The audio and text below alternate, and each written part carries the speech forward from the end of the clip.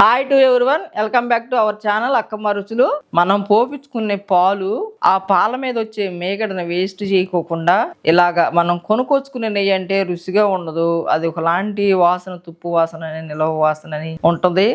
మరి నేనైతే 1 లీటర్ పాలు తీసుకుంటాను. ఆ లీటర్ పాలల్లో వచ్చిన మేగడని తీసి ఇట్లా స్టోర్ చేసుకుంటాను. స్టోర్ చేసుకుని ఇట్లా ఎనపోజ్ చేసుకుని సిల్వర్ సట్లలో కాసుకుంటేనే నెయ్యి బాగుంటుంది, మాడదు, రుచిగా కూడా ఉంటుంది. నేను ఎక్కువ కూడా చేయలేదు, ఇది 4 రోజులది. కానీ ఇది తినటం వలన పిల్లలకు కూడా మంచి ఆరోగ్యం బాగుంటుంది. మన హోటల్లో కూడా వాడుకోవచ్చు. ఒక 2 నిమిషాలు ఐలో ఉంచితే అది కరిగిపోతుంది. తర్వాత సిమ్లో కాగాలి. 9 మెంతులు తీసుకున్నాను, వేస్తున్నాను. అయిపోయింది, కాగింది, వడకట్టుకుందాం.